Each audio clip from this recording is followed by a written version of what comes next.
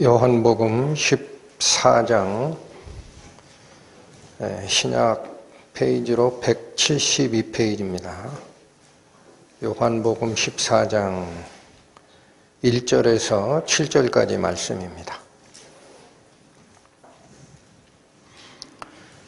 너희는 마음에 근심하지 말라. 하나님을 믿으니 또 나를 믿으라.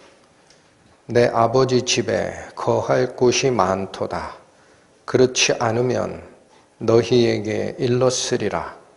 내가 너희를 위하여 처소를 예비하러 가노니 가서 너희를 위하여 처소를 예비하면 내가 다시 와서 너희를 내게로 영접하여 나 있는 곳에 너희도 있게 하리라. 내가 가는 곳에 그 길을 너희가 알리라. 도마가 가로되 주여 어디로 가시는지 우리가 알지 못하거늘 그 길을 어찌 알겠삼나이까. 예수께서 가라사대 내가 곧 길이요 진리요 생명이니 나로 말미암지 않고는 아버지께로 올 자가 없느니라. 너희가 나를 알았다면 내 아버지도 알았으리로다. 이제부터는 너희가 그를 알았고 또 보았느니라. 기도하시겠습니다. 하나님 아버지, 오늘부터 저희는 예수께서 당신의 제자들에게 주시는 가르침의 말씀, 다락방 강화라 불리우는 첫 번째 교훈에 들어가고자 하오니 저희 마음에 진리의 빛을 비추어 주셔서 뜻하는 바를 바르게 깨닫고 마음을 변화받아 하나님께서 원하시는 그 길 걸어가는 참된 성도 되기를 원하오니 인도하여 주옵소서. 예수님의 이름으로 기도 올립니다. 아멘. 마태복음에 보면 산상수훈이라는 부분이 있죠. 마태복음 5장, 6장, 7장 자그마치 3개의 장에 걸쳐서 가르쳤던 산상수훈, 그것과 비교할 만한 것이 요한복음 14, 15, 16장 역시 3장에 걸쳐서 기록되어 있는 다락방 강화라고 표현되는 바로 이 부분입니다. 산상수훈은 믿지 않는 사람들에게 하나님의 뜻을 설파한 그 설교였다면 요한복음 14, 15, 16장에 걸쳐 이루어지는 이 다락방 강화는 믿는 제자들만을 위한 특별한 가르침이다라는 게 차이점입니다. 그래서 이 다락방 강화라고 표현하는 것은 제자들과 주님의 마지막 저녁 식사, 만찬이 이루어졌던 장소를 다락방으로 추정하기 때문에 이름을 그렇게 붙인 겁니다. 자, 여기 14장 1절 보면 다락방 강화의 첫 번째 예수님의 말씀이 이렇게 시작이 됩니다. 너희는 마음에 근심하지 말라. 하나님을 믿으니 또 나를 믿으라. 여러분, 마태복음의 산상수훈은 팔복 강화로 시작하죠. 마음이 가난한 자는 복이 있나니 천국이 저희 것이며, 그런데 이 제자들을 위한 첫 번째 가르침은 너희는 마음에 근심하지 말라. 참 위로가 되는 말씀이 아닌가 싶습니다. 너희는 마음에 근심하지 말라. 하나님을 믿으니 또 나를 믿으라. 여기서 왜 예수님께서는 제자들에게 근심하지 말라라고 말했을까? 그 당시 제자들이 너무나 깊은 근심 속에 빠져 있었기 때문이죠. 무슨 일 때문에 제자들이 근심했을까요? 13장 33절 가보시면 예수님께서 이 말씀을 하셨습니다. 소자들아, 내가 아직 잠시 너희와 함께 있겠노라. 여기 소자들아라는 뜻은 얘들아, 또 다른 말로 자녀들아라는 표현이라고 설명을 드렸습니다. 자녀들아, 내가 아직 잠시 너희와 함께 있겠노라. 너희가 나를 찾을 터이나 그러나 일찍 내가 유대인들에게 너희는 나의 가는 곳에 올 수 없다고 말한 것과 같이 지금 너희에게도 이르노라. 요약하면 무슨 뜻입니까? 잠시 후면 나는 너희가 올 수 없는 곳으로 간다라는 말씀입니다. 즉 예수님의 죽음을 알려주시는 말씀이죠. 그러니까 이 제자들의 입장에서는 예수님의 죽음에 영적 의미를 모르고 이 말을 받았을 것이고, 그렇다면 제자들에게 당시 예수님은 무슨 의미를 가졌을까? 그들은 가족도 뒤로 하고 3년을 쫓았습니다. 당연히 생계 문제 뒤로 제껴놓고 쫓았을 겁니다. 한마디로 제자들의 입장에 예수님이라는 분은 인생의 희망입니다. 근데 그 희망이 이제 송두리째 사라진다라는 말씀을 듣고 있는 거니까 그들이 가졌을 근심이 얼마나 깊었을까라는 것은 미루어 짐작이 가능합니다. 그래서 그걸 보고 너희는 마음에 근심하지 말라. 하나님을 믿으니 또 나를 믿으라.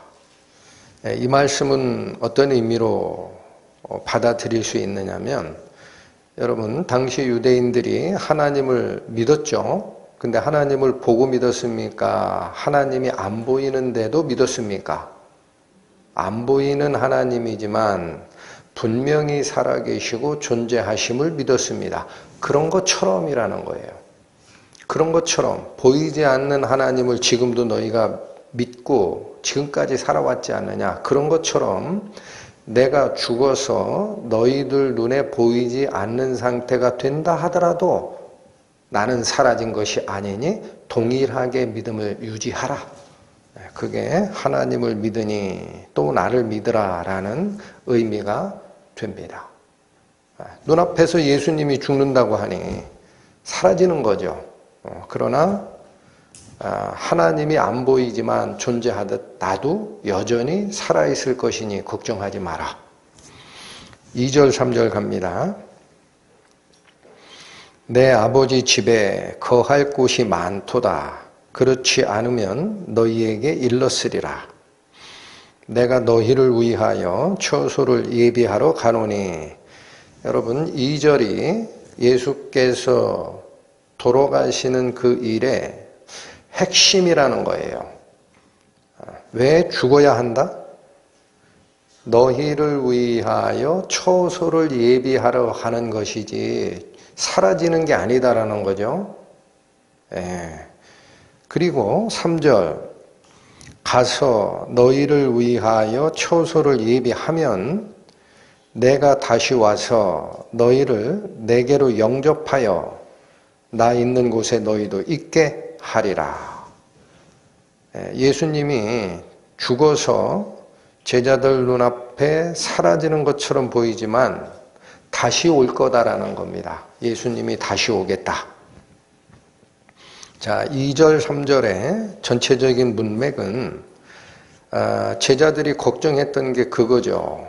몸을 입고 자기들과 3년 반 동안 동고동락했던 예수님이 죽어서 사라지신다라는 그 생각 속에서 절망했을 제자들에게 나의 죽음은 하나님 아버지와 또 아들 예수 그리스도께서 같이 살고 있는 그곳, 다시요, 예수의 죽음은 아버지 하나님과 아들 예수 그리스도께서 같이 살고 있는 그곳, 그 집, 그 집에 가서 살게 되는 거고 너희들도 그곳으로 다시 초청될 거야 라는 겁니다.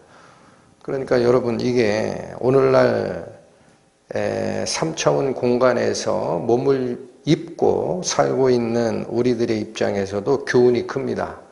우리는 죽음을 뭐라고 생각합니까? 고통과 사라짐이라고 생각합니다.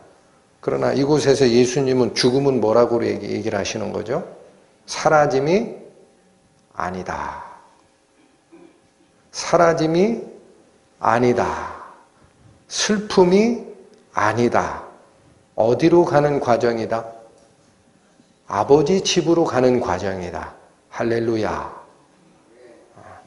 이게 기독교 신앙의 핵심이에요. 죽음은 아버지 집으로 가기 위한 통로이지 사라짐이 아니다. 자, 그리고 초두에 설명을 드렸습니다만 이 다락방 강화라는 건 강의식 대화라는 뜻이에요. 이 다락방 강화는 누구를 위한 가르침이다 그랬습니까? 오직 제자들만을 모아놓고 하는 가르침이다. 그래서 이 예수께서 처소를 예비하러 가노니 라는 그 말씀에 3절 다시 보면 누구를 위해 처소를 예비한다라고 되어 있습니까? 모든 사람을 위해가 아닙니다. 너희를 위해 처소를 예비하면 내가 다시 와서 너희를 내게로 영접하는 거지 모든 사람을 영접하는 게 아닙니다. 그리고 다시 나 있는 곳에 너희도 있게 하리라. 3절에서 대상자가 너희다라는 얘기를 3번을 하세요. 다시 얘기합니다. 죽어서 하나님의 집에서 아버지 하나님과 아들 예수 그리스도랑 같이 사는 이 특권은 누구에게만 허락된 것이다. 너희. 그래서 여기 다시 생각을 해봤습니다. 무슨 말씀이냐면 죽음이라는 것은 믿는 자든 믿지 아니하는 자든 보이지 않는 다른 세계로 넘어가는 것은 똑같아요. 그래서 3절에 소자들아 내가 아직 13장 33절입니다. 소자들아 내가 아직 잠시 너희와 함께 있겠노라. 너희가 나를 찾을 터이나 그러나 일찍 내가 유대인들에게는 너희는 나의 가는 곳에 올 수 없다 라고 말한 것처럼 너희도 지금은 나한테 따라올 수 없다. 그러니까 믿지 않는 자든 믿는 자든 간에 죽음이라는 그 강을 건너면 안 보이는 세계, 갈 수 없는 세계로 가는 것이 1차적 의미입니다.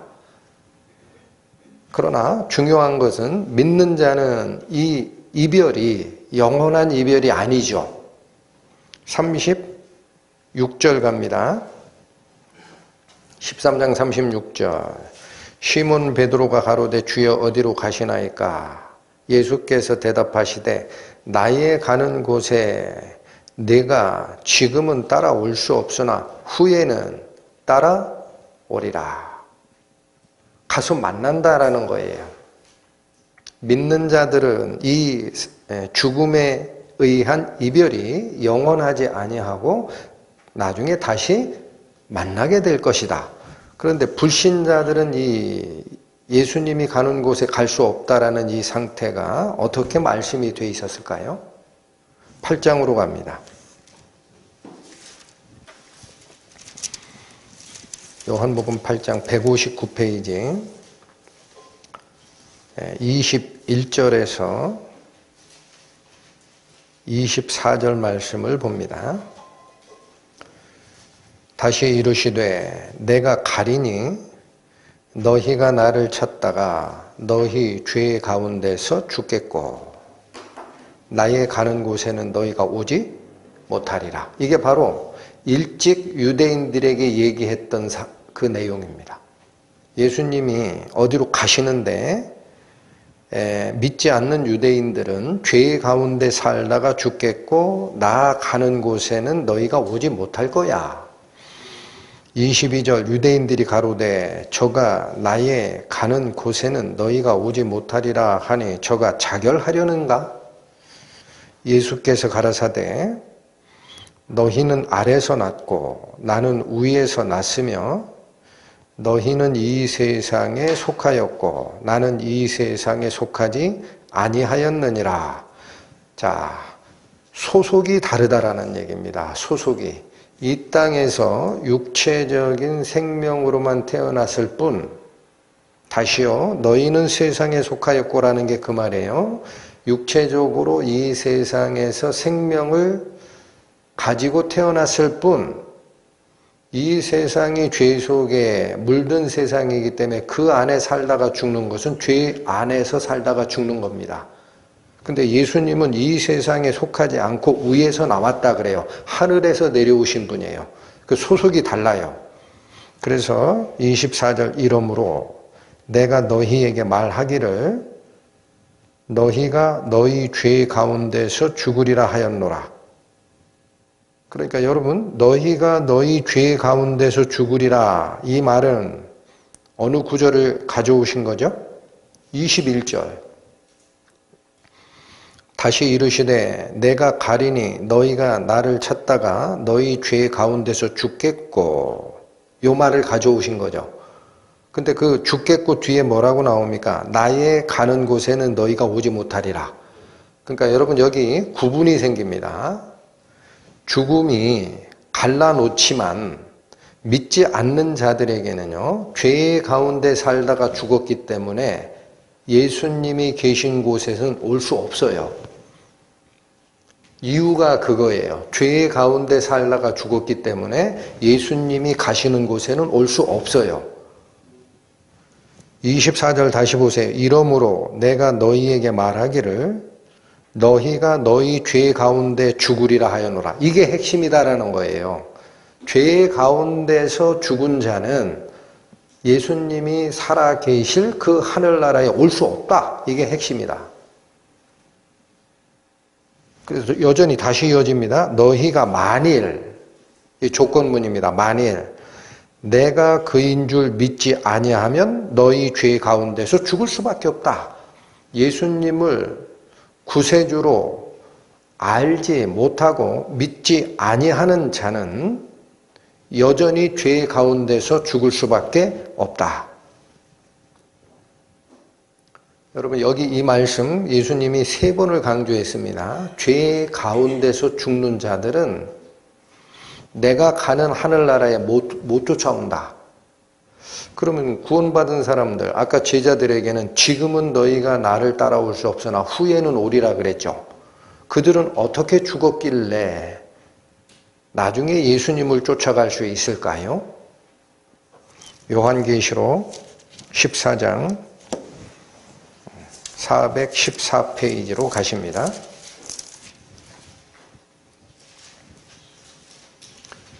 요한계시록 14장 13절 보십니다. 또 내가 들으니 하늘에서 음성이 나서 가로되, 어디서 들려오는 소식? 땅이 아닙니다. 하늘에서 메시지가 내려옵니다. 기록하라. 지금 이후로 주 안에서 죽는 자들은 복이 있도다. 누가 복이 있다? 주 안에서 죽는 자들. 주 안에서 죽는 자들은 복이 있도다 하시매 성령이 가라사대 그러하다. 저희 수고를 그치고 쉬리니 이는 저희의 행한 일이 따름이라 하시더라. 그러니까 여기 보시면 죽음이 이 땅에 살고 있는 우리와 죽음 후의 세계 사람들과를 갈라내는 역할은 똑같습니다. 근데 그 죽음이 죄 가운데 살다가 죽은 자들은 죽음 이후에 예수님과 하나님이 계신 그 집에는 못 가요. 그러나 주 안에서 살다가 죽은 자들은 예수님에게 갑니다. 그러니까 여기 천국에 가느냐 지옥에 가느냐라는 구분은 언제 결정이 되는 거예요? 죽고 나서예요? 죽기 전이에요? 그렇죠. 내가 이 세상에서 생명을 부여받고 어머니 뱃속에서 태어난 상태로 세상, 즉 죄 속에 물든 이 세상에서만 살다가 죽은 자는 하늘의 생명을 받은 적이 없어요. 그래서 그 사람은 죽은 이후에 생명이 거하는 곳, 생명의 원천 되시는 하나님과 예수 그리스도께서 거하시는 그곳으로 못 갑니다. 그런데 살아있을 때 누구 안에서 죽는 자들이 있다? 주 안에서, 예수님 안에서 새로운 생명을 부여받고 살다가 육체는 죽을 수밖에 없어요. 그 자는 나중에 어디로 갑니까? 생명의 근원 되시는 예수님께서 초청하시면 그곳으로 같이 가서 함께 살게 된다. 아멘. 오늘 본문으로 다시 돌아오십니다. 14절에 3절 다시 보세요. 이게 핵심입니다. 가서 너희를 위하여 처소를 예비하면, 예수님 돌아가시고 무슨 일 하는지는 우리 눈에 안 보여요. 이렇게 하시겠다라고 약속한 거예요. 하면 이게 우선 앞에 전제 조건입니다. 그렇게 되면 내가 다시 와서라고 합니다. 여러분, 예수님께서 돌아가시고 죽으신 지 2000년이 지났어요. 아직 안 오셨죠? 예수님께서 다시 오시겠다라는 겁니다. 믿으십니까?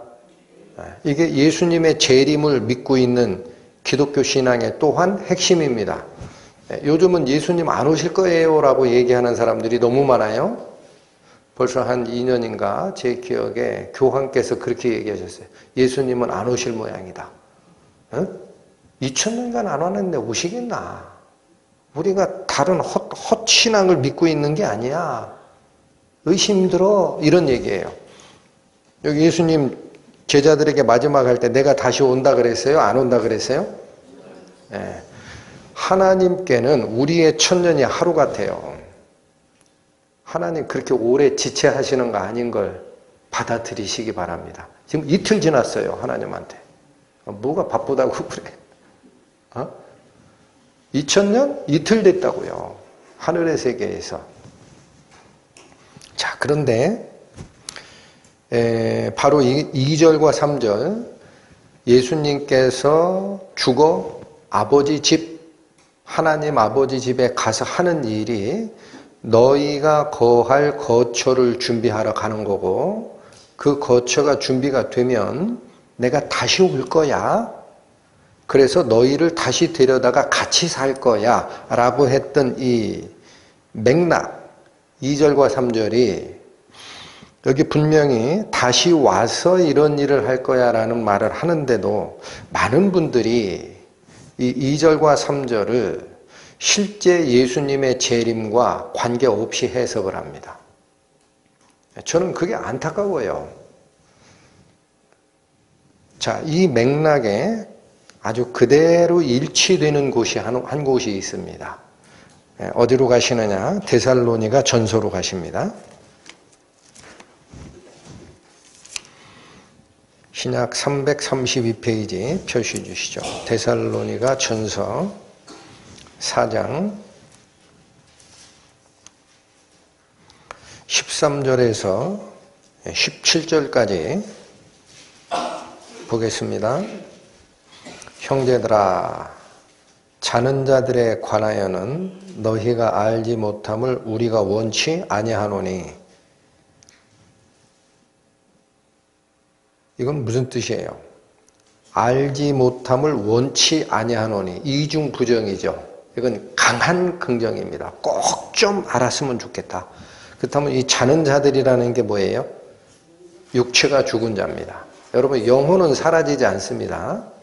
육체가 죽은 자들을 자는 자다라고 표현하는데, 형제들아, 자는 자들에 관하여는 너희가 꼭 좀 알았으면 싶은 게 하나가 있다. 이는 뭐냐? 소망 없는 다른 이와 같이 슬퍼하지 않게 하려 함이라. 이걸 모르면 죽음이 끝인 줄 알고 애통해하고 통곡하고 하지 않냐. 그럴 게 아니다라는 거예요. 그리고 14절, 우리가 예수의 죽었다가 다시 사심을 믿을진대. 여러분, 예수님 십자가에 돌아가시고 3일 후에 부활하셨죠? 네, 이게 믿어지지 않느냐? 이와 같이, 이 말은 똑같다라는 거예요. 똑같은 원리로. 예수께서 죽으시고 다시 사신 것과 똑같이 예수 안에서 자는 자들도 하나님이 저와 함께 데리고 오시리라. 여러분 여기 마찬가지예요. 예수 안에서 자는 자들을 데려오시는 거예요. 예수 안에서 죽은 자들을 부활시키는 거예요. 예수 안에서 자는 자들도 하나님이 저와 함께 데리고 오시리라. 15절 우리가 주의 말씀으로 너희에게 이것을 말하노니, 여러분 여기 다시 보세요. 데살로니가 교회에게 첫 번째 편지를 쓰고 있는 사도 바울이 이게 워낙 중요한 얘기였기 때문에 내 말로 한다, 주의 말씀으로 전한다. 네, 다시 15절 우리가 주의 말씀으로 너희에게 이것을 말하노니, 그러니까 지금 편지를 쓰고 있는 것은 바울 일행이에요. 그러나 이 말은 우리 말이 아니다 이거예요. 누구한테 받은 말이다? 주의 말씀. 예수께서 환상과 계시로 바울 일행에게 전해준 얘기를 지금 전하겠다라는 거예요. 우리가 주의 말씀으로 너희에게 이것을 말하노니 주 강림하실 때에, 여러분 여기 우리 성경의 번역이 이건 잘못됐어요. 강림이 아니에요. 이 단어가 다시 오심 바꿔주세요. 재림입니다. 대재림. 15절의 강림이라는 단어는요, 헬라 원어에 가보면은 다시 오심, 파루시아, 재림을 얘기하는 단어입니다. 그러니까 주께서 다시 오실 때까지 우리 살아남아 있는 자도 자는 자보다 결탄코 앞서지 못하리라. 순서를 얘기합니다. 살아남은 자가 자는 자보다 앞서지 못한다라는 게 무슨 말이에요? 지금부터 얘기할 이 사건은 예수님을 믿고 죽었던 자가 우선적으로 받게 되고, 아직 살아있는 우리는 바로 뒤후순위에서 이 일이 일어날 거다라는 거예요. 그러면서 뭐라고 합니까? 16절 주께서 호령과, 이건 큰 명령입니다. 군대에서 그 지휘관이 하는 그런 일동 차렷 하는 거 있죠.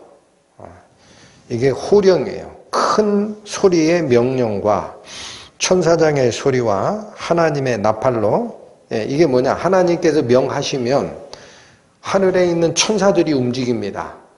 그리고 하나님의 나팔이라는 것도 하나님의 지시사항이에요. 그 신호가 떨어지면 하늘의 천사들이 움직이는데 친히 하늘로 조차 강림하시리니, 이게 강림이에요. 이건 번역이 잘 돼 있어요. 15절의 강림은 잘못 번역된 거예요. 재림이에요, 재림. 그리고 16절의 강림은 강림이 맞아요. 위에서부터 내려오다라는 뜻입니다. 친히 하늘로부터 내려오시리니, 그리스도 안에서 죽은 자들이 먼저 일어나고, 자, 살다가 죽었던 성도가 먼저 부활합니다. 17절 그 후에 우리 살아남은 자도, 여러분 예수님이 재림하실 때에 육체가 아직 죽지 않았던 성도들이 있겠죠. 그 사람들도 바뀝니다. 17절 그 후에 우리 살아남은 자도 저희와 함께 구름 속으로 끌어올려 공중에서 주를 영접하게 하시리니, 그가 우리와 항상, 그리하여 우리가 항상 주와 함께 있으리라. 여러분 끌어올려라는 단어 있죠. 끌어올려. 이게 한자로 휴거입니다. 휴거. 휴가 이끌 휴자예요. 거는 들거. 이끌려 들려 올려가다라는 뜻입니다. 그래서 성경에 휴거란 단어 없는데 왜 자꾸 휴거 합니까? 라고 얘기하는 분도 계신데 똑같은 얘기예요. 이끌려 올리다라는 뜻입니다. 단어는 중요한 게 아닙니다. 구름 속으로 이끌려 올려 공중에서 주를 영접하게 하시리니 그리하여 우리가 항상 주와 함께 있으리라. 여러분 여기 잘 보십시오. 지금 요 그리스도의 재림에 또 그때 맞춰서 우리 믿었던 신자들, 죽은 신자와 살아있는 신자가 다시 부활하고 몸이 바뀌어서 예수님 오실 때에 영접하러 간다라는 이 그리스도의 재림에 대한 이 구절이 오늘 본문의 2, 3절하고 내용이 똑같아요. 자, 처음에 너희는 마음에 근심하지 말라라고 시작했죠. 여기 뭐라고 그래요? 13절에 소망 없는 이와 같이 슬퍼하지 않게 하려고 이 소식 전한다 그러죠. 또 15절에 주가 다시 오실 때 재림할 때에 라고 하죠. 오늘 본문에서 뭐라고 해요? 내가 처소를 예비하면 다시 와서라고 하죠. 또 17절에 보면 주를 영접하게 하고 우리가 항상 주와 함께 있으리라 라고 얘기를 하죠. 오늘 본문에 뭐라고 그래요? 내가 다시 와서 너희를 영접하여 나 있는 곳에 너희도 있게 하리라. 문맥이 똑같아요. 아시겠죠? 네. 성경은 문맥으로 보는 거예요. 그래서 예수께서 오늘 본문에 얘기하신 이 문맥은 다른 게 아니라 예수님의 재림 시에 어떤 일이 일어날 건지에 대한 얘기가 바로 핵심이다라는 얘기입니다. 그런데 궁금한 게 이거예요. 이 재림이 언제 일어난다고 해요? 언제 일어난다? 데살로니가전서 4장에 의하면 하나님께서 명하시면 하나님의 천상 나팔이 울려 퍼지면 천사들이 대동하여 그런 일이 일어날 것이다 라고 얘기를 하는데 오늘 본문으로 돌아오세요. 요한복음 14장 3절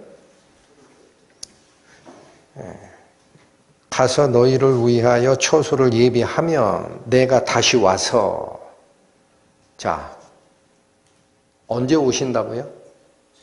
처소가 예비되면 온다라는 거예요. 이게 일의 순서입니다. 그렇죠? 처소가 예비된 후에 너희를 영접하러 다시 올 거다. 그러면 이 처소가 뭘까요?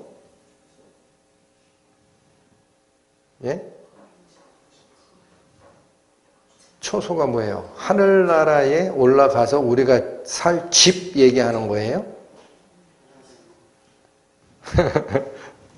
자, 2절 다시 보세요. 내 아버지 집에 거할 곳이 많도다라고 되어 있죠. 예, 여기 아버지 집 할 때 집은 하우스, 집. 거할 곳이라고 번역된 이것이 원래는 모네라고 발음되는 헬라어인데 방들입니다. 방들, 복수입니다. 아버지 집이 있으면 거기에 들어가서 살 방들이 있죠. 그래서 이거를 라틴어 번역에서는 뭐라고 되어 있냐면은 만시오네스라고 번역을 했어요. 처음 듣는 소리 같죠? 만시오네스, M-A-N-S-I-O-N-E-S, 만시오네스. 영어로 발음은 맨션즈. 맨션이에요, 맨션. 그래가지고 아버지 집에 우리 맨션이 있다?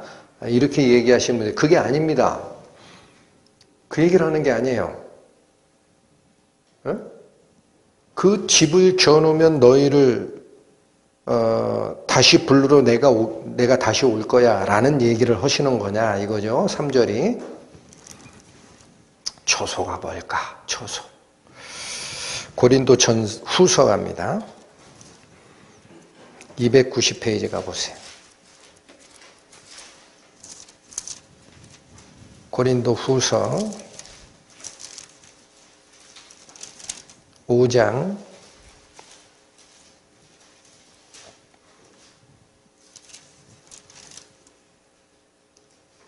1절과 2절을 보시겠습니다.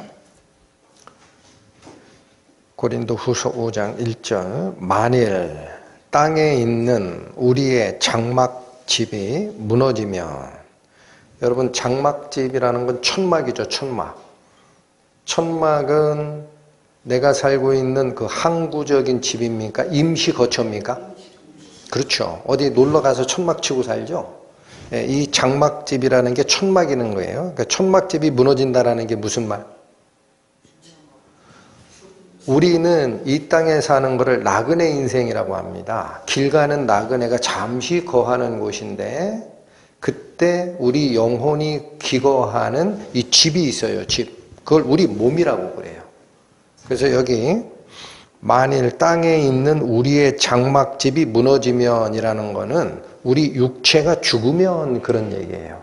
우리 육체가 죽으면 하나님께서 지으신 집, 곧 손으로 지은 것이 아니요 하늘에 있는 영원한 집이 우리에게 있는 줄 아나니. 여러분 여기도 오늘 본문하고 같아요. 내 아버지 집에 거할 곳이 많다 그랬어요. 그리고 예수님은 거기 가서 너희의 처소를 예비한다 그래요. 여기 집 얘기하죠. 집 얘기하죠. 무슨 집이라고 그래요? 하늘에 있는 집이라고 그러죠. 네, 여러분 집중하셔야 돼요. 본문에 있는 내 아버지 집에 거할 곳이 많도다 할 때 그게 물질 세상에서 살던 게 버릇이 돼가지고 우리 생각은요. 집 그러면 맨션으로 생각한다고. 맨션. 예? 근데 만시오네스라고 번역한 거할 곳이라는 거는 원래 헬라어적 의미가 dwelling place, 거처할 곳이라는 뜻도 있지만 룸입니다. 룸, 방. 자, 어찌됐든 그 물질적 집이 아닌 거예요. 여기 고린도후서 5장 1절에 가니까 이 집을 뭐라고 하느냐? 우리가 거처할 집이 장막집이 있고 하늘에 있는 집이 또 있다라는 거예요. 2절, 과연 우리가 여기 있어, 이건 땅에 있는 상태, 이 땅. 여기 땅에 있어서 탄식하며 뭘 기다려요? 하늘로부터 오는 우리 처소로 덧입기를 간절히 사모하느니. 여기 처소 나오죠? 집과 처소 나오죠? 성경은 단어가 연결을 해주는 겁니다. 성경을 놓고 마음대로 번역할까 봐 성령의 감동으로 써놓고 단어와 단어들이 연결을 해주는 역할이에요. 예수님이 얘기한 게 아버지 집, 거기에 처소를 예비하라 한다 그러죠? 여기 뭐예요? 집과 처소 얘기하죠. 근데 여기 이 처소를 뭐라고 얘기하느냐? 덧입기를 간절히 사모하는 하늘의 집이 있다 그래요. 이게 무슨 말일까? 조금 더 내려가 볼게요. 이렇게 입음은 벗은 자들로 발견되지 않으려 함이라. 벌거벗는 얘기를 하네. 4절, 이 장막에 있는 우리가 짐진 것 같이 탄식하는 것은 벗고자 함이 아니요 오직 덧입고자 함이니 죽을 것이 생명에게 삼킴바 되게 하려 함이라. 5절, 곧 이것을 우리에게 이루게 하시고 보증으로 성령을 우리에게 주신 이는 하나님이시니라. 뭐를 벗고 뭐를 입는 거죠? 장막집을 벗고 하늘에 있는 영원한 집으로 입는 거예요. 다시 말씀드리면 육체의 몸이 죽음으로써 썩어지면 끝난 벌거벗은 영혼만 있는 게 아니에요. 여러분 여기도 이 사도 바울께서 담담하게 써내려가지만 이 사후 세계에 대해서 잘못 이해하는 분들이 꽤 많아요. 기독교 종파 중에도. 부활체라는 것을 인정을 안 하는 사람이 있어요. 부활체. 영혼이 그냥 사는 거예요. 영혼. 영혼이 하나님과 산다고 그래. 그러면 영혼이 입고 있던 장막집이 무너지고 하늘에 있는 새로운 집으로 덧입혀지지 않은 상태면 뻘거벗은 거죠. 그쵸? 근데 여기 뭐라고 그래요? 3절, 이렇게 입는 이유가 있다라는 거예요. 벗은 자들로 드러나지 않게 하려고 그런다 이게야. 그러니까 여러분 죽고 나서 영혼만 존재하는 게 아니에요. 하나님의 목적이. 뭐를 덮어 씌우고 싶은 거예요? 영원한 부활체로. 할렐루야. 할렐루야. 그래서 이 영원한 부활체에 대한 개념을 인정하지 않는 그런 종파에서는요. 영혼 소멸설을 주장합니다. 아니야. 죽으면 하나님께 가지. 갔다가 지옥에 가면은 있잖아. 그냥 소멸되는 거야. 그 다음에 지옥에 안 가면 영혼 상태로 하나님과 기거하는 거야. 무슨 몸이 있어? 이렇게 얘기를 한다고요. 근데 여기 분명하죠. 자, 여기 집과 처소 얘기가 나와요. 조금 더 분명하게 가봅니다. 고린도 전서 15장 가십니다. 284페이지. 고린도 전서 15장 50절에서 53절 갑니다. 형제들아, 내가 이것을 말하노니 혈과 육은 하나님 나라를 유업으로 받을 수 없고, 이 말이 무슨 얘기냐면요, 우리 현재 몸, 피와 육체, 피와 살로 돼 있는 이 육체를 가지고는 하나님 나라를 상속받을 수 없다라는 거예요. 왜냐면 거기는 영원한 세상이고, 여기는 한시적인 거고, 여기는 썩어 없어질 거고, 거기는 안 썩어 없어질 건데 어떻게 그 몸을 가지고 상속을 받냐. 다시 형제들아, 내가 이것을 말하노니 혈과 육은 하나님 나라를 유업으로 받을 수 없고, 또한 썩은 것은 썩지 아니한 것을 유업으로 받지 못하느니라. 51절 보라, 내가 너희에게 비밀을 말하노니. 여러분, 이게 감춰진 거라는 거예요. 감춰진 비밀 속으로 들어가지 않은 자들은 그래서 사람의 부활을 던져버립니다. 응? 보라, 내가 너희에게 비밀을 말하노니 우리가 다 잠잘 것이 아니요. 성경에서 이 잠잔다라는 표현은 육체가 죽은 상태를 얘기하는 거예요. 육체가 죽은 상태가 그대로 가는 게 아니라는 거예요. 마지막 나팔에, 여기도 뭐? 나팔. 아까 데살로니가 전서 4장에 하나님의 호령과 천사장의 나팔로 그랬죠. 이 신호예요. 신호. 유대 지역에서 전쟁을 예비하거나 백성을 모집할 때 양뿔로 된 나팔을 불었습니다. 그걸 가지고 오는 거예요. 마지막 나팔에 순식간에 후련히 다 변화하리니. 이게 비밀이라는 거예요. 어떻게 바뀌느냐. 52절 나팔 소리가 나매 죽은 자들이 썩지 아니할 것으로 다시 살고, 부활체를 입는 거예요. 죽은 자들이 썩지 아니할 것으로 다시 살고 우리도 변화하리라. 그때 육체를 가지고 있었던 성도들이라면 그 혈과 육을 가진 몸이 부활체로 바뀐다는 얘기예요. 죽은 자들은 그 시체가 썩어서 없어졌을지라도 새로 살아나고요. 살아있는 우리 성도들은, 예수님 재림 시에 살아있었던 성도들은 혈과 육을 가진 몸으로 예수님을 만나는 게 아니라 이 몸이 변화될 거다라는 얘기예요. 변화하리라. 53절 이 썩을 것이 불갑을 썩지 아니할 것을 입겠고. 여러분, 불가불이라는 거는요, 반드시라는 뜻이에요. 반드시. 영어로는 must입니다. must. 그러니까 이게 반드시 일어난다라는 거예요. 고린도전서 누가 썼죠? 사도 바울. 사도 바울께서 주의 말씀으로 받은 환상과 계시, 그 말씀에 의하면은 죽은 자가 부활체를 입는 거는 그럴 것도 같다예요? 반드시 일어나는 일이다예요? 아멘. 근데 왜 부활이 없다라고 얘기를 하냐고요. 그런 기독교 종파들이 참 안타까워요. 그게 다 이단 처분돼 있어요, 지금. 여호와의 증인이라든지 안식교, 이런 데가 다 이 영을 소멸서를 얘기를 해요. 자, 다시 보세요. 이 썩을 것이 불갑을 썩지 아니할 것을 입겠고 이 죽을 것이 죽지 아니함을 입으리로라. 어쩌다 된다? 반드시 된다. 반드시 된다.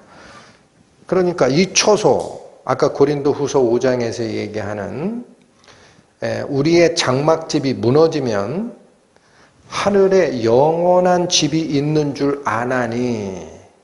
그렇죠? 그때 그 처소로 덧입기를 간절히 사모한다 라고 했던 이 말씀이 부활체를 입는 거다라는 얘기입니다. 어디 불명확한 게 있습니까? 그리고 이 부활체로 입고 변화될 것이 어쩌다 된다? 반드시 된다. 반드시 된다. 그러니까 여러분 앞으로 있죠? 어디 가서 누구랑 교회 다닌다라고 대화를 하시다가 부활신앙을 믿지 못하는 사람은요, 성경의 반드시를 어쩌다라고 바꾸는 사람이구나. 그렇게 이해하시면 됩니다. 그러니까 그분하고는 신앙을, 다른 건 모르겠지만 신앙을 교류할 필요가 없어요. 딱 선을 그으셔야 돼요. 아, 이 사람 진정한 신앙에 들어가지 못했구나. 자, 그런데 저는 지금 우리 본문, 오늘 본문 요한복음 14장에 예수께서 죽는 것을 염려하는 제자들에게 근심하지 마라. 내가 사라진다고 해도 사라지는 게 아니고 목적이 있어. 아버지 집에 갈 거야. 가서 처소를 예비를 하면 내가 다시 올 거다. 왜 오는지 아냐? 나 때문에 오는 게 아니야. 너희들 데려가려고 와. 그래서 너희들 데려다가 내가 아버지랑 같이 살고 있는 그곳에서 같이 사는 상태를 만들어 줄 거야. 라고 했던 이 부분이 왜 예수님이 죽는다라고 할 때 걱정하는 제자들 앞에 던져졌을까? 딴 데 얘기하면 안 되나? 자, 여기 중요한 게 있습니다. 이 시점에서 얘기하는 이유가 있어요.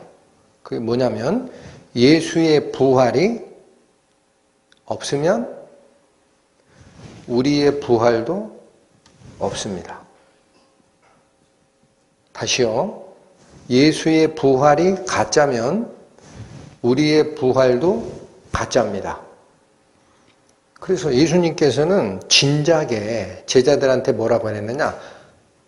야, 나 죽어가지고 조금 있으면 나 죽는다. 그러니까 너희들이 나 있는 곳에는 못 와? 이 얘기만 한 게 아니에요. 그건 요한복음에만 그렇게 돼 있지.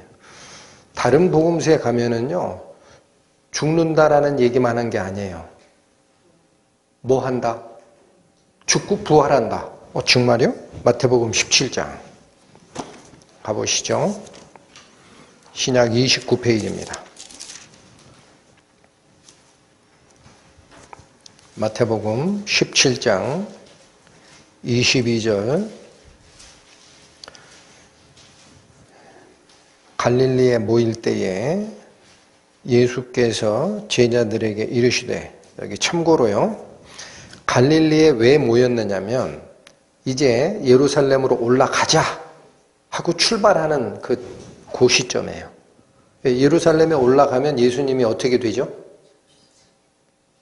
유대인들에게 잡혀서 심판받고 십자가 처형이 예정되어 있는 거예요. 이게 마지막 예루살렘에 올라가는 길, 그 준비 과정의 그 뜻입니다. 갈릴리에 모일 때에 예수께서 제자들에게 이르시되 인자가 장차 사람들의 손에 넘기워 죽임을 당하고 제3일에 살아나리라 하니 제자들이 어떻게 했더라?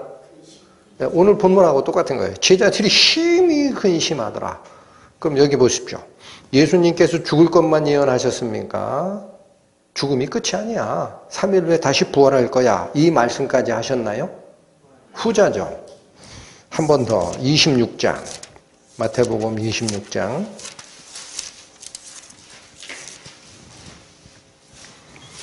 31절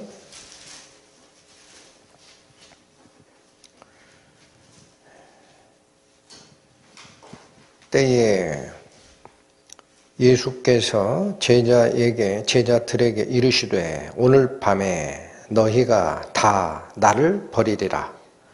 기록된 바 내가 목자를 치리니 양의 떼가 흩어지리라 하였느니라. 예, 내가 목자를 치리니 양의 떼가 흩어지리라 라는 이 기록은 스가랴서 13장에 있는 거예요. 그걸 가져오신 거예요. 이렇게 예언되어 있듯이 오늘 밤에 너희가 다 나를 버리리라. 32절 그러나 역접 접속사입니다. 내가 살아난 후에 너희보다 먼저 갈릴리로 가리라. 여기도 똑같이 얘기하죠. 요 얘기를 지금 하시고 있는 상태가 오늘 저희가 본문으로 선택한 요한복음 14장의 그 시점입니다. 뒤에 읽어보면 나와요. 33절 베드로가 대답하여 가로되 다 주를 버릴지라도 나는 언제든지 버리지 않겠나이다. 34절 예수께서 가라사대 내가 진실로 네게 이르노니 오늘 밤 닭 울기 전에 네가 3번 나를 부인하리라. 베드로가 가로되 내가 주와 함께 죽을지언정 주를 부인하지 않겠나이다 하고 모든 제자도 이와 같이 말하니라. 그렇죠.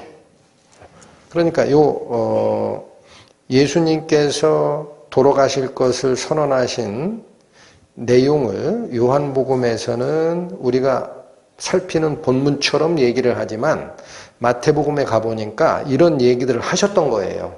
근데 여기도 뭐라고 그래요? 내가 죽는다라고 그래요? 살아나고 너희보다 먼저 갈릴리로 갈 거다 그래요. 예수님 죽음 후에 반드시 뭐가 있다? 살아나리라. 근데 제자들은 계속 근심하는 거예요. 무슨 소리는 안 들려요? 예수님 죽는다는 소리는 메가폰처럼 들리는 거예요. 예수님이 살아나리라 라는 소식은 안 들려. 여기만 자꾸 들어. 오늘날 기독교도 그렇죠. 기독교도 그렇죠. 예수님이 십자가에 죽었다라는 소리는 이렇게 떠드는데 예수님 다시 살아나셔서 우리를 부활시키러 올 거야. 그러면 글쎄 2000년 되셨는데 아직 안 오는 거 보니까 주님은 안 오실 모양이야. 이렇게 얘기하잖아요. 살아나리라. 믿음이 있으신 분들인지 없으신 분들인지 참 모르겠어요. 살아나리라. 근데 자 여기 다시 한번요. 예수께서 죽고 살아나리라라는 얘기를 항상 같이 하셨다라는 거예요. 오늘 본문 요한복음 14장에 보면은 내가 잠시 너희와 함께 있다가 너희가 올 수 없는 곳으로 갈 거야 라는 얘기만 하신 것처럼 보이지만 아니다라는 거예요. 항상 뭐를 같이 얘기하셨다. 살아날 거다. 그걸 제자들이 못 들은 거지. 근데 그 예수님께서 다시 사신다라는 게 내가 가서 너희를 위해 처소를 예비하면 다시 와서 너희를 영접하여 데려다가 나 있는 곳에 너희도 같이 살 거야 라는 이 얘기를 하는 것과 무슨 관계냐? 예수님의 부활과 우리의 부활과 무슨 관계냐? 고린도전서 다시 갑니다. 282페이지 15장 아까 찾으셨던 15장 다시 가세요. 고린도전서 15장 16절부터 20절까지 보시겠습니다. 만일 죽은 자가 다시 사는 것이 없으면 그리스도도 다시 사신 것이 없었을 터이요. 이 말이 무슨 말이에요? 우리가 부활하는 것이 가짜라면 예수님의 부활도 있을 수 없다라는 거예요. 아시죠? 다시 만일 죽은 자가 다시 사는 것이 없으면 그리스도도 다시 사신 것이 없었을 터이요. 17절 그리스도께서 다시 사신 것이 없으면 너희의 믿음도 헛되고 너희가 여전히 죄 가운데 있을 것이라. 여러분 여기 성경에서 엄청 중요한 얘기를 하시는 거예요. 우리는 죽은 예수님만 믿으려고 하죠. 그 반쪽짜리라니까요. 예수님이 죽기만 하고 부활한 게 없었다. 그러면 우리가 여전히 어디 상태에 있다라고 그래요? 죄 가운데 있대요. 죄 가운데. 그게 무슨 말일까? 유대인들에게 요한복음 8장에서 얘기하기를 예수님이 이렇게 얘기하셨죠. 내가 너희를 떠나리니 너희는 나 있는 곳에 오지 못하리라. 너희는 죄 가운데 죽겠고 나 있는 곳에는 오지 못하리라. 그 상태라는 거예요. 너희가 아직 죄 가운데 있는 상태다. 그게 무슨 얘기? 예수님 죽음을 믿고 아무리 믿음을 가지고 신앙생활을 했다 손치더라도 예수님의 부활이 없으면 그렇게 죽은 자나 우리나 똑같다는 거예요. 여러분 여기 잘 보셔야 돼요. 예수님의 부활이 없으면 우리가 완전하게 하나님 앞으로 인도 못 되는 거예요. 여전히 죄 속에서 죽은 것과 똑같다. 것이요 18절 또한 그리스도 안에서 잠자는 자도 망하였으리니. 그쵸? 여전히 죄 속에 있을 것이오라는 말씀을 18절에서 다시 설명한 겁니다. 왜 그게 여전히 죄 속에 있는 거랑 같은 거다? 그리스도 안에서 잠자는 자도 다시 깨는 일이 없지 않냐. 그럼 망한 거지. 이해가 되시나요? 예수님의 부활이 없다면 예수 믿고 죽은 성도들의 부활도 없는 거고 그러면 망한 거다라는 거예요. 성공한 거다 망한 거다? 망했다. 그럼 그렇게 그걸로 끝날 것 같으면 19절 만일 그리스도 안에서 우리의 바라는 것이 다만 이 생뿐이면 모든 사람 가운데 우리가 더욱 불쌍한 자리라. 그렇죠. 부활이 없는 세상에서 예수님을 이 세상에서 육체를 가지고 살 때 열심히 믿고 그게 다라면 남들은 일요일날 좋은 거 먹으러 다녀, 관광 간다고 난리야, 골프 치러 간다고 난리야, 한잔 하자고 난리야. 근데 다 팽개치고 여기 와가지고 예수님 믿습니다 하고 예배드린 그게 얼마나 불쌍합니까? 놀지도 못했잖아. 죽은 후에 부활이 없으면 똑같지 뭐. 그죠? 이해가 되죠? 제가 너무 실감나게 설명하다가 보니까 술 먹고 그런 얘기 했는데 그러시면 안 되고, 그 얘기예요. 그 얘기. 이 생뿐이라면 예수님 믿는 거 좋다고 치자. 그거 얼마나 불쌍하게 산 거냐. 즐길 거 못 즐기고. 그쵸? 그게 아니라는 거예요. 그래서 20절.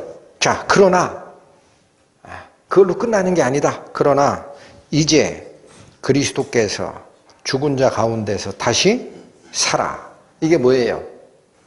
예수님이 부활하여. 얼마나 쉬워요. 예수께서 부활하여. 요 뒤가 중요합니다. 잠자는 자들의 뭐가 되셨다? 첫 열매. 자, 18절 올라가 보세요. 또한 그리스도 안에서 잠자는 자도 망하였으리라.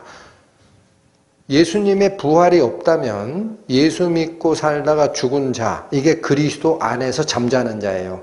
그들의 부활이 없어요. 근데 여기 20절에 오니까 뭐라 그래? 예수께서 죽은 자 가운데서 다시 살아. 즉 예수께서 부활하셔서 잠자는 자들의 뭐가 됐다? 첫 열매가 됐대요. 무슨 말씀이에요? 여러분 무슨 말씀이에요? 열매는 쉽게 설명드릴게요. 열매가 됐다라는 얘기가 뭐냐면 우리가 씨를 심죠. 심은 것이 형태를 달리해서 나온 게 열매입니다. 맞죠? 심은 것이 그건 그 씨 자체는 죽어요. 씨는 죽지만 그게 생명으로 바뀌어서 어떤 형체를 만들어낸 게 열매죠. 그렇다면 예수께서 우리와 똑같은 피와 살이 있는 몸으로 죽으셨다가 부활하신 몸이 있다라는 거예요. 그게 부활체예요. 예수님 부활체 입으신 거 증거가 돼 있죠. 그것이 우리도 썩을 몸으로 살다가 죽으면 예수님처럼 그런 형체를 입을 거다라는 예표가 된다라는 얘기입니다. 그러니까 예수님 부활이 의미하는 게 뭐예요? 우리도 똑같이 그렇게 부활할 거다. 아멘. 예수님이 우리와 똑같은 피와 살을 가지고 있다가 부활한 것은 우리처럼 이 피와 살을 가지고 있는 이 연약한 몸을 가지고 있는 우리도 예수님이 입은 부활체처럼 똑같은 형태로 열매를 맺게 될 예표라는 거예요. 42절 가보세요. 42절. 고린도전서 15장입니다. 여전히 42절, 44절까지 읽겠습니다. 죽은 자의 부활도 이와 같으니 썩을 것으로 심고 썩지 아니할 것으로 다시 살며. 여러분, 심을 때는 뭘로 심었어요? 썩을 것으로. 근데 다시 살 때는 썩지 아니할 것으로 산다 그러죠?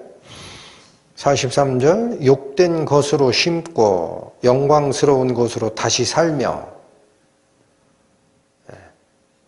쇳덩어리인 몸으로 심고 거룩한 몸으로 다시 사는 거예요. 또 약한 것으로 심고 강한 것으로 다시 살며. 사도 바울께서 했던 설명할 수 있는 걸 다 설명하는 거예요. 그러다가 최종 결론이 뭐냐? 44절이에요. 육의 몸으로 심고 어떤 몸으로 다시 사나니? 여기 신령한 몸이라는 거는 영적인 몸이라는 뜻입니다. 영적인 몸. 그러니까 육체의 몸으로 죽으면 끝나는 게 아니고 영적인 몸으로 다시 살아나는 게 있다라는 거예요. 그리고 더 확실히 얘기합니다. 육의 몸이 있은즉 또 신령한 몸이 있느니라. 육의 몸이 있은즉 또 영적인 몸이 있느니라. 부활체 없다라는 소리 하는 자들은 내쳐라. 반드시 일어나는 거야. 반드시. 이해가 되죠? 그러니까 이 얘기입니다. 예수님의 부활은 우리의 부활하고 하나로 엮여 있어요. 이거 잘 기억하세요. 예수님의 부활은 우리의 부활하고 하나로 엮여 있습니다. 그걸 꼭 기억하시기 바랍니다. 예수님의 부활이 없으면 우리 부활도 없지만 예수님께서 부활하신 것은 예수 안에 죽은 자들은, 여러분 이게 3차원 공간적 표현으로 돼 있어서 좀 어려워요. 예수 안에서 죽었다라고 자꾸 하죠. 예수 안에서 잠자는 자들을 같이 데려오시리라. 자, 형태가 잘 이해가 안 가지만 예수님이 계세요. 요 안에 성도들이 있어요. 가지고 있어. 근데 이 예수께서 죽고 부활하셨어. 그럼 예수 안에 요 포함되어 있는 사람은 같이 가죠?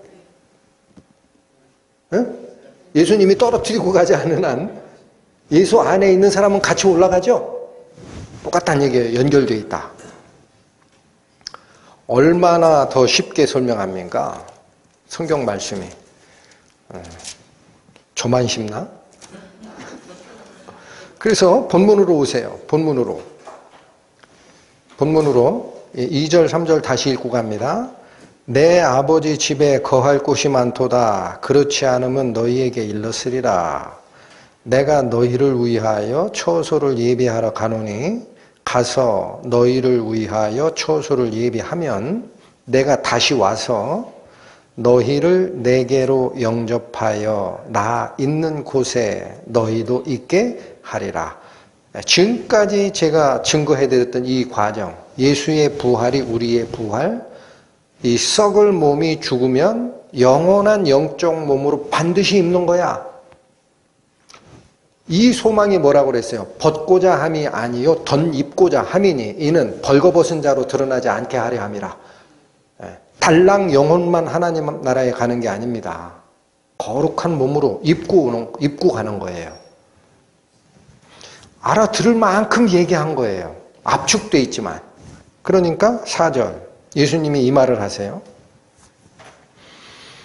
내가 가는 곳에 그 길을 너희가 알리라.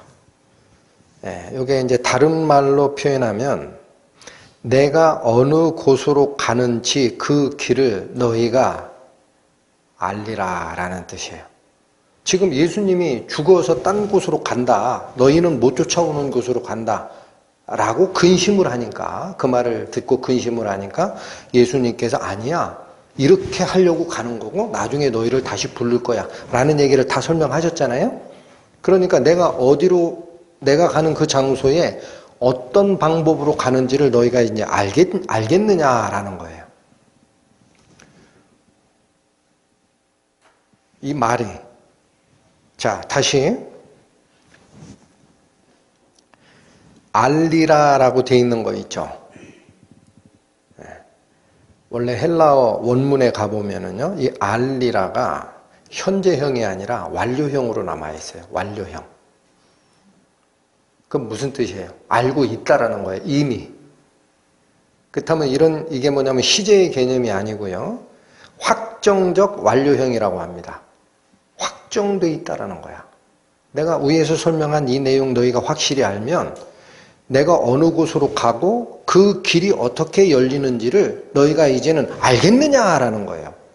확실히 알겠느냐 그런 거예요. 내가 가는 장소가 어디고 또 가는 그 길이 어딘지에 대해서 이제 너희가 확실히 알겠지? 이런 뜻입니다.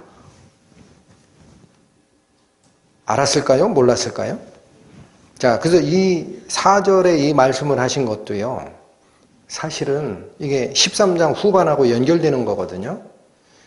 무슨 질문에 대한 답이냐면 13장 37절에 대한 답입니다. 다시 올라가 보세요. 13장 37절. 베드로가 가로되 내가 지금은 어찌하여 따를 수 없나이까? 주를 위하여 내 목숨을 버리겠나이까? 왜 나는 지금 못 따라갑니까? 그거예요. 이게 뭐예요? 왜 길이 없다고 합니까? 예수님. 예수님 죽으시면 나는 그 길 쫓아갈 거예요. 왜 길이 없다고 그래요? 라고 한 그 질문에 대한 답이에요. 이제 내가 어디로 가고 너희는 언제 이 길을 따라오는지 알겠지? 이렇게 얘기하신 거예요. 확실히 알겠지? 이런 뜻이에요. 확정적 완료형이라는 게. 이제 확실히 알겠느냐? 제자들이 알아들었을까요? 몰랐을까요? 5절 도마가 가로되 주여 어디로 가시는지 우리가 알지 못하거늘 그 길을 어찌 알겠삼나이까? 이 말은 무슨 뜻이에요? 아니 예수님이 어디로 가는데도 지금 몰라요 우리. 근데 그 길은 어떻게 안다고 얘기를 하십니까? 어조가 우리는 지금 예수님이 어디로 가는지도 몰라요. 여러분 죽은 후에 어디로 가는지 확실히 알고 얘기해 주는 사람 없죠? 도마가 의심 많다고 생각하지만 지금 이 시대를 살고 있는 우리 성도들이 이 마음 가지고 있어요. 저는 어떤 땐 이상하다라고 느끼는 게 있어요. 뭐냐? 분명히 믿음 좋다고 하는 분이 죽음을 두려워해. 죽어봐야 알지 그래. 어디로 가는지를 몰라. 도마만 그래요? 우리도 그러지. 그냥 예수 믿는 거는 예수님 믿으면 하나님께 복 받는 거고 내 사업 잘 되고 자녀들 결혼 잘하고 성공하고 건강하고 그렇게 살라고 하는 거지. 이렇게 생각한다고. 어디로 가는지를 몰라. 그 어딘지도 모르는데 어떻게 가는지는 우리가 어떻게 알겠습니까? 도마가 너무나 솔직한 겁니다. 오늘 어쨌든 같이 나누는 말씀 시간이 다 지나가면 다시 보시도록 하시고 우리가 어느 곳으로 가는지 확실한 확증을 얻으시는 은혜 있기를 하나님의 이름으로 축원합니다. 반드시 하셔야 돼요. 그렇지 않으니까 헷갈리는 삶을 사는 거라고요. 자, 우리가 예수님께서 어디로 가는지도 모르는데 그 길은 어찌 알겠어요? 하나라도 설명을 제대로 하셔야지 이 말이야. 그러니까 예수께서 그래 이 생각을 하셨을 것 같아. 그래서 이참에 정확하게 얘기하자. 이 길을 물었구나. 도마가 그 6절 예수께서 가라사대 내가 곧 길이요 진리요 생명이니 나로 말미암지 않고는 아버지께로 올 자가 없느니라. 여러분 이 말씀 무슨 얘기죠? 여기 다시 한번요. I am the way 영어로 번역하면 내가 곧 길이라는 거예요. The way 유일한 길이라는 거예요. 자, 이게 잘 이해가 안 가요. 요즘 분들은. 근데 여기 다시 보세요. 예수님께서 제자들하고 대화를 하는 이 시대에는요, 육상으로 움직이는 길밖에 없었어요. 그렇죠? 하늘로 날아가는 비행기 있었어요? 없었어요? 없었어요. 그럼 지금 예수님께서 이 지역에서 저 지역으로 옮겨가는 길을 얘기하신 거예요? 땅에서 아버지 하나님 계시는 하늘나라로 가는 길을 얘기하는 거예요? 어디예요? 하늘나라로 가는 길이죠. 그럼 이게 무슨 말이냐면요, 바꾸시라고. 내가 곧 길이요라는 말은 땅에 있는 자들이 하늘에 계신 아버지께로 가려면 반드시 타야 하는 비행기다, 그런 뜻이에요. 그게 길이라는 뜻이에요. 다시 한번 설명합니다. 집중하시고.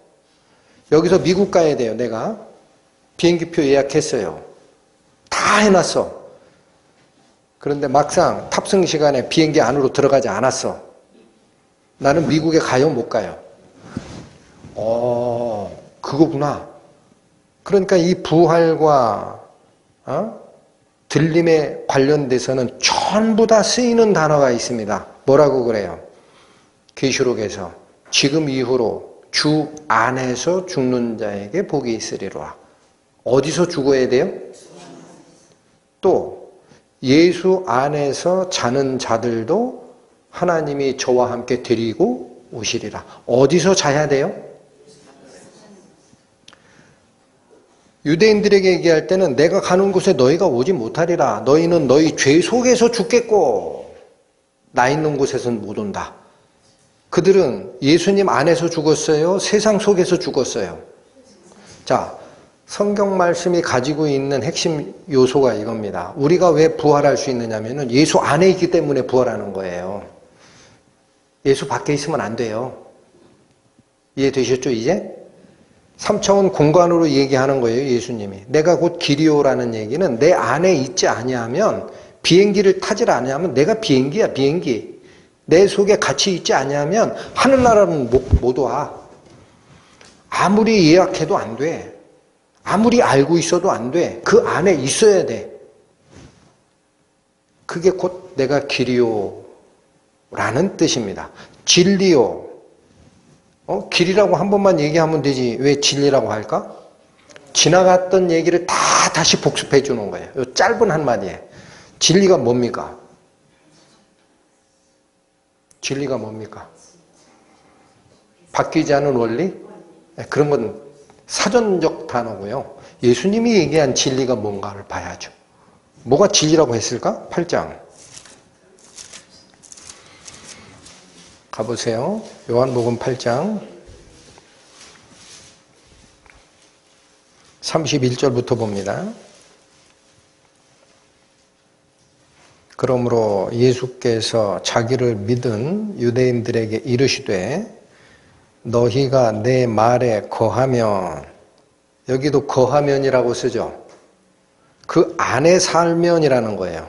내 말 안에 살면 참 내 제자가 되고 진리를 알지니 진리가 너희를 자유케 하리라.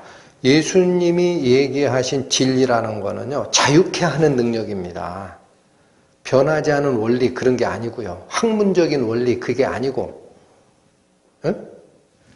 그러니까 계속 논쟁이 붙죠. 33절 저희가 대답하되 우리가 아브라함의 자손이라 남의 종이 된 적이 없거늘 어찌하여 우리가 자유케 되리라 하느냐. 우리가 언제 종된 적이 있냐.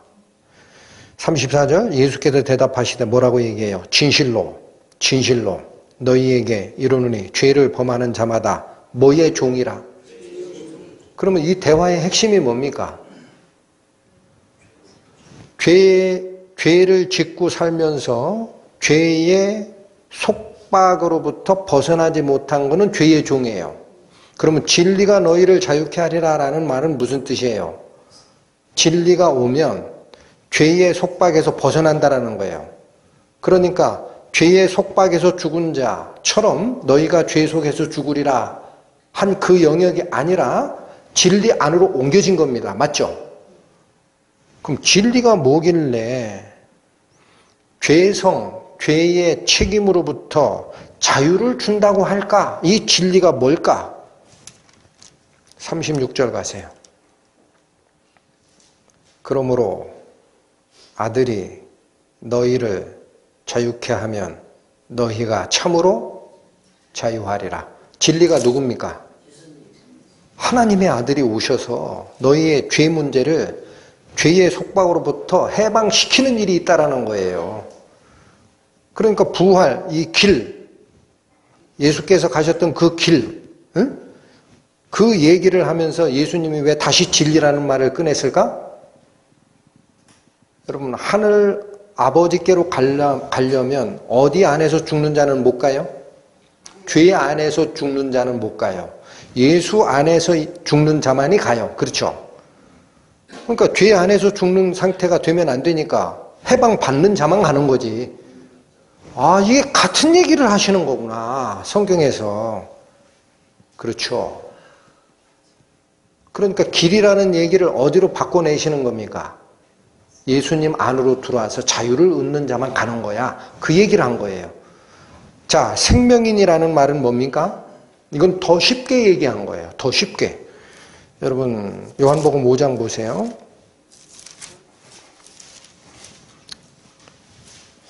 (26절) 아버지께서 자기 속에 생명이 있음 같이 아들에게도 생명을 주어 그 속에 있게 하셨고. 이게 무슨 말이에요? 하나님 아버지가 가지고 있는 생명이 있습니다. 같이라는 말은 뭐냐면 그 생명과 똑같은 생명력을 누구 안에도 있게 하셨다? 아들 속에도. 그러니까 여러분, 예수 그리스도께서 가지고 있는 생명력은 하나님 아버지가 가지고 있는 생명력과 같은 생명력이라는 거예요. 그래서 예수님은 뭐라고 얘기하셨어요? 11장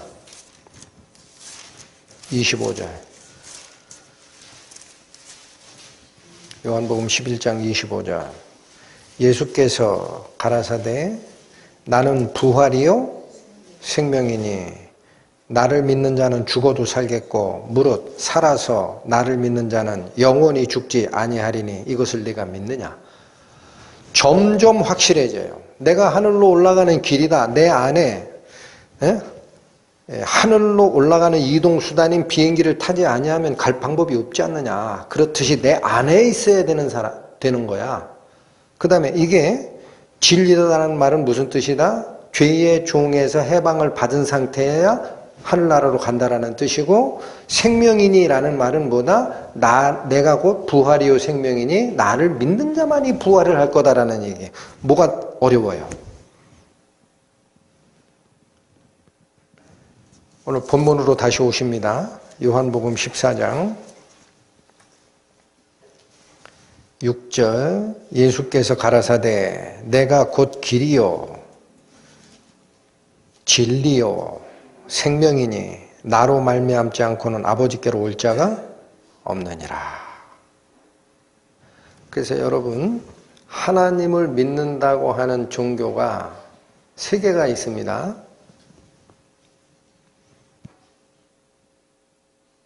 유대교가 있습니다. 기독교가 있습니다. 이슬람교가 있어요. 다 하나님 믿어요. 누구만 생명을 얻을까요?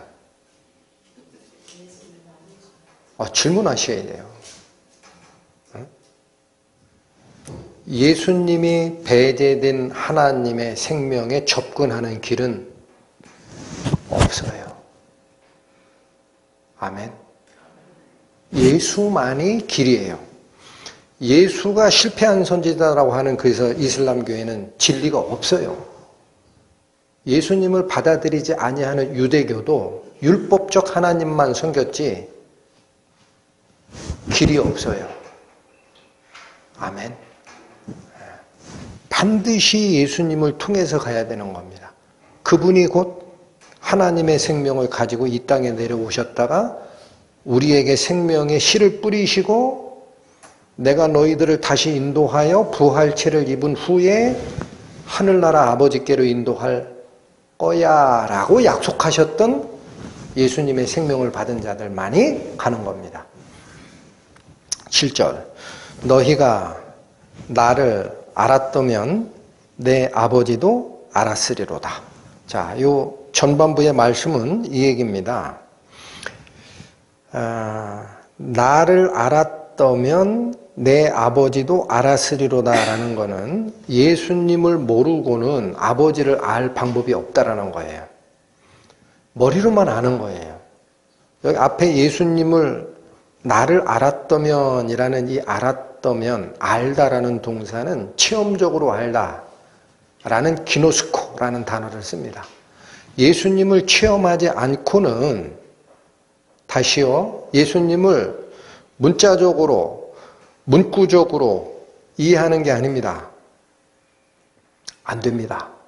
예수님을 직접 체험하지 아니한 상태에서는 아버지를 아는 문은 안 열린다.